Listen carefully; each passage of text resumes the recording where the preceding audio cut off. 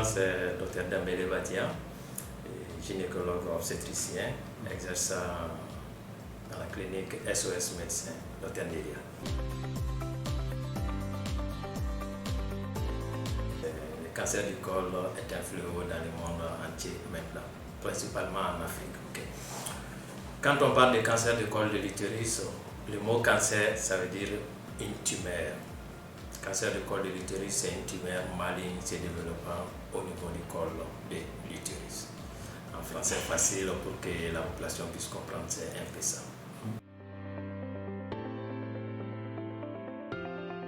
Le cancer du col de l'utérus est dû à un virus qu'on appelle HPV, Human Papillomavirus. Une exposition prolongée à ce virus est à l'origine de l'apparition de ce cancer du col de l'utérus. À savoir que ce virus est transmis de façon sexuelle. Donc c'est une maladie sexuellement transmissible. Et à long terme, ce virus peut entraîner des lésions du col qui vont entraîner un cancer du col de l'utérus. La tranche d'âge, très généralement, c'est aux alentours de la cinquantaine. Mais cependant, je disais tantôt au début de l'interview que c'est dû à un virus. Et ce virus est transmis surtout dans la tranche d'âge vingtaine, trentaine. Parce que ça fait partie des maladies sexuellement transmissibles. Mais c'est une exposition longtemps à ces virus-là qui va entraîner ce cancer du col de l'utérus. Les premiers signes qui interpellent, ce sont les métrorragies après les rapports sexuels.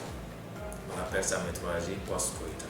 Toute femme qui présente ces métrorragies post-coïtales doit consulter pour voir si ce n'est pas un début de cancer. C'est quoi les métrorragies post-coïtales? Les saignements après les rapports. En français facile. Les saignements après les rapports sexuels. À côté de ça, il peut y avoir des pertes liquidiennes abondantes.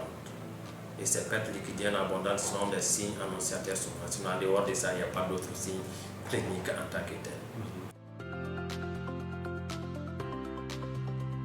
Bien sûr, les cancers du col de l'utérus sont à différents stades.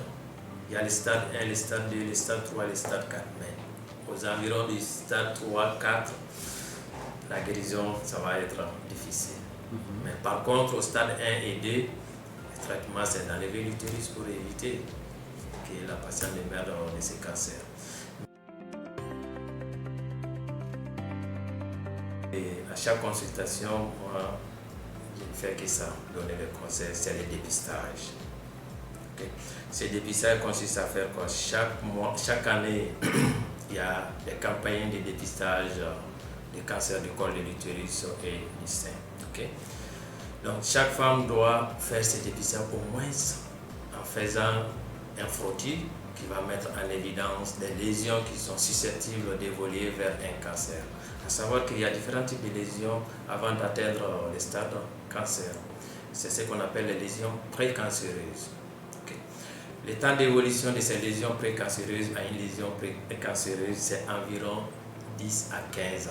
Donc nos femmes, nos filles, nos mamans ont le temps d'aller faire ces dépistages. Si en faisant ces dépistages, on met en évidence une lésion qui est susceptible d'évoluer vers un cancer, en ce moment, on va donner une prise en charge pour éviter l'apparition de ces stades cancéreux.